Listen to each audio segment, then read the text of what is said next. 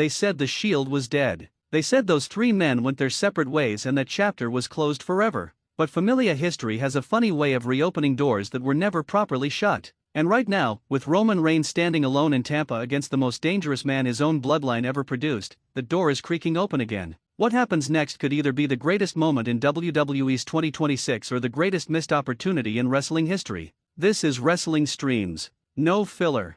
Just fire. Let's set the stage first, because the real story heading into Backlash on May 9th in Tampa is already one of the most emotionally charged matches WWE has built in years. Roman Reigns, the newly crowned World Heavyweight Champion after defeating CM Punk at WrestleMania 42, is riding high. The Usos are back at his side. The Tribal Chief has reclaimed his throne and made it very clear a new era of bloodline dominance has begun. Then Jacob Fatu walked through that door. The Samoan werewolf, the same man Solo Sikoa unleashed to destroy Roman Reigns, now wants the one thing Roman has: the title. Fatu doesn't feel loyalty to the man at the top. He feels owed. He was the weapon, never the king, and he's done being anyone's instrument. This isn't just a title match. This is a member of the Samoan family looking Roman Reigns dead in the eyes and saying, "You were never there for us." That is a compelling, real, confirmed main event. And it's already must-see television. But now let's pour gasoline on it. Here's the fantasy. Here's the dream. It's the main event of Backlash. Tampa is electric.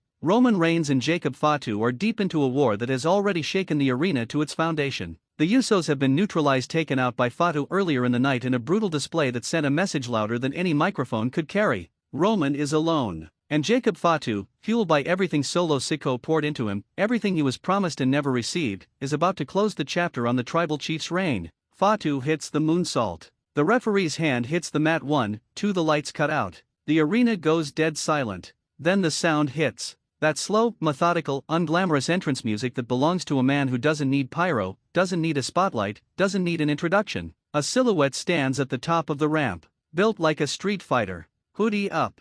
Eyes forward. Jon Moxley. Dean Ambrose has come home. The crowd would lose their minds. Familia. And here's why this moment makes complete narrative sense, not just as spectacle, but as storytelling. Think about the Shield. Roman Reigns, Seth Rollins, and Dean Ambrose, three men who redefined WWE together. They were brothers. Not in the Samoan family sense, not in the scripted kayfabe sense, but in the real, trench warfare sense of men who went to battle together and built something from nothing. The Shield's legacy is one of the most sacred in WWE history. Roman Reigns has been fighting bloodline wars for years now. He's been betrayed by Sami Zayn, challenged by GUSO, dismantled by CM Punk, and now stared down by Jacob Fatu, a monster of his own family's making. Through all of it, one Shield brother has been silent. Seth Rollins has had his own battles. But Moxley? Moxley has been on the other side of the fence, carving his own path, proving he needed no one. But what if, when the Tribal Chief needed it most, the lunatic fringe answered the call? Now here's where the fantasy booking gets beautifully layered.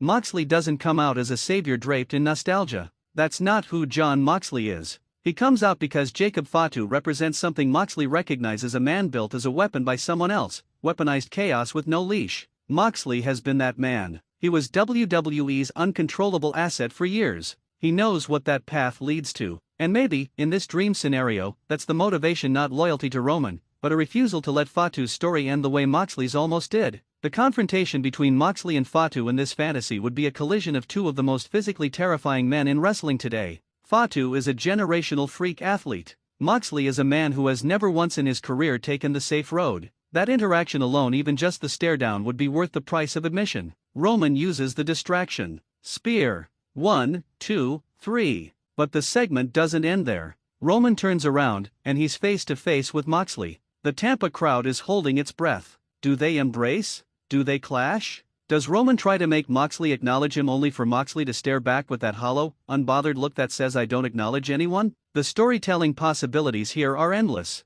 A Shield reunion that isn't sentimental, it's volatile. It's unpredictable. It's exactly the kind of television that reminds people why they fell in love with professional wrestling. Now let's be completely transparent with you, Familia, because this channel operates on respect for your intelligence. This scenario lives in the world of dream booking. It is not a spoiler. It is not a leak. It is a vision. But here is what is real: the hunger for it. The comment sections across wrestling YouTube are overflowing with fans who want to see Dean Ambrose come home. The Shield reunion is the one piece of unfinished business that hangs over WWE's modern era like a beautiful, unresolved story. And in an industry where CM Punk returned, where John Cena came back, where legends keep proving that never is just a word wrestlers use before they change their mind, dismissing this dream entirely would be naive. The Backlash match is real. Roman vs. Fatu is confirmed, and it will be a war regardless of any outside involvement. But if the lights ever cut out in Tampa on May 9th, you heard the vision here first.